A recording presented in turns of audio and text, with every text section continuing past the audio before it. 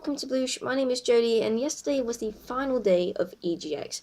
Now it's finished, gone, done, and we're left feeling a little bit empty and craving a bit more. So to try to fill that hole, we're going to go over the games that we highly recommend getting to keep you going until April. Strange Brigade by Rebellion is following on with their classic 4-player co-op game, but this time with a fantastic little twist. So you have 4 classes to choose from. Each will have their own sort of weapons, but most importantly, each character can unlock a secret area.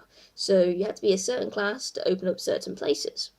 This makes it replayable if you're playing by yourself, or to make sure that everyone in a 4-player co-op is going to pick a different character so you can get all the different secrets. It also really helps it set it apart from their previous games, such as the Zombie Army trilogy, as this little twist just adds things in. It's also a much more colourful, vibrant style game, but it's set in a sort of Amazonian, Egyptian style place, so it's a lot more bright, a lot more colourful. So it really does have such a vast contrast to the dark, dingy sort of style game of the Zombie Army trilogy. Team 17 have also released a game called The Escapists 2, which, as you can guess, is a sequel to the game The Escapists. Though this sequel has got a lot of vast improvements compared to the first, and is currently on Steam, racking in a lot of positive reviews. I personally played it myself and then went home and downloaded it. It was pretty much that good. Now, it's not an intense gaming experience, so if you're like a die-hard sort of gamer who wants more action sort of style, it's not going to be your cup of tea, but it's a fantastic little puzzle sort of style game with you trying to escape a prison, which just works so well. Another game that caught our eye when we were in EGX was something called Figment. It was a colourful, bright, funny game with, you could just tell the staff loved so much, because when they talked about it, they had such enthusiasm and such positivity. You could see the amount of love that went in the game, and it really paid off because it was a fantastic little game with the challenges in there being challenging enough but also doable to have that perfect balance, that it kept it fun but it also kept it challenging and not making it too easy. Definitely highly recommend it. It came out very recently, only on the 22nd, so only a couple of days ago, and it's also currently got 15% off on Steam, so it's no new release and it's cheap. Definitely go for it, guys. It is a fantastic little fun puzzle game, so highly recommend. I love puzzle games myself, so obviously I'm going to be biased, but definitely give it a shot.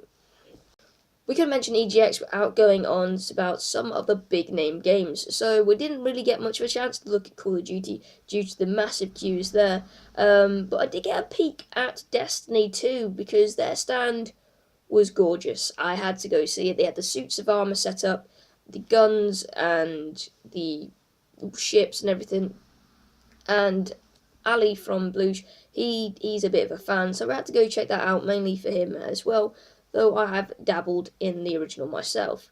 Now, the gameplay from the second one matches the same sort of style as Destiny. It definitely looks like a Destiny game, but it was just so beautiful. Once again, they've got lovely, colourful environments, and it was just absolutely fantastic. It does look like a really fun game to play. Their co-op mode is looking awesome. I don't think this sequel is going to disappoint any of the Destiny fans. So if you are a fan of Destiny, I would recommend it. And if you've not played Destiny before, maybe I would probably say jump to the second one because it is looking a little bit cooler than the first already. Now, there was one game out there that I was very dubious about playing, did not want anything to do with it, but I gave it a shot nonetheless, and I'm talking about The Fractured Butthole.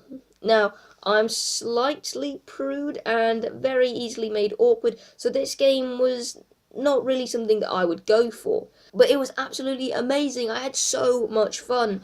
It was so light-hearted and so funny, and what really surprised me the most, not just liking the game, but how lovely the staff were with such a crude game. They were, so out of the EGX, they were like 10 out of 10 best staff at a game. They were so sweet, so lovely, really helpful. But the game itself, even if you're not a South Park fan, because I'm not a South Park fan, I would definitely recommend getting it because it's so lighthearted, so funny, and there are points that make you go, ooh, but not too bad. It's not that bad, which was why I was so surprised. They've balanced the humour of it very well, so that for people who just want to play a stupid game, we can play it without getting too awkward that we put things away, go nope, nope, nope. So definitely recommend the fractured but whole. So the final game on our list of awesome things was Sword Legacy Omen. Now this game was good, but not without its problems. It was, a lot of the games on the list have still been in pre-alpha stages, sort of thing, if they've not already been released. So good reviews so far, and they're just going to get better, but this one is the one that I've felt most needed a little bit of work. So we were on about Sword Legacy Omen, a fantastic turn-based RPG, very inspired by XCOM. So if you are a fan of XCOM, this might be up your alley. It's more a medieval theme though, rather than space.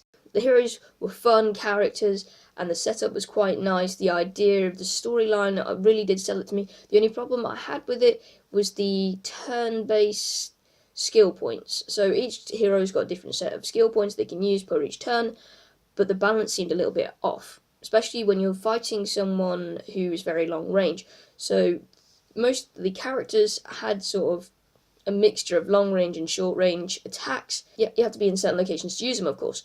Now, the movements cost too many points, so that then you couldn't attack, and then so you move closer, but then in the enemy's turn they'll just move away from you, and then you've got to reset, and then you end up in this sort of problem where it's really hard to sort of get into a position to fight.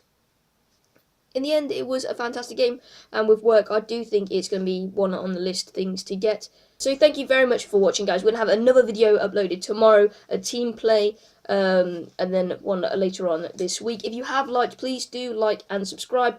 We're trying to hit 15 followers by the end of the week, and we are already at 11. So we're making good progress here. So thanks very much, and hopefully see you next time.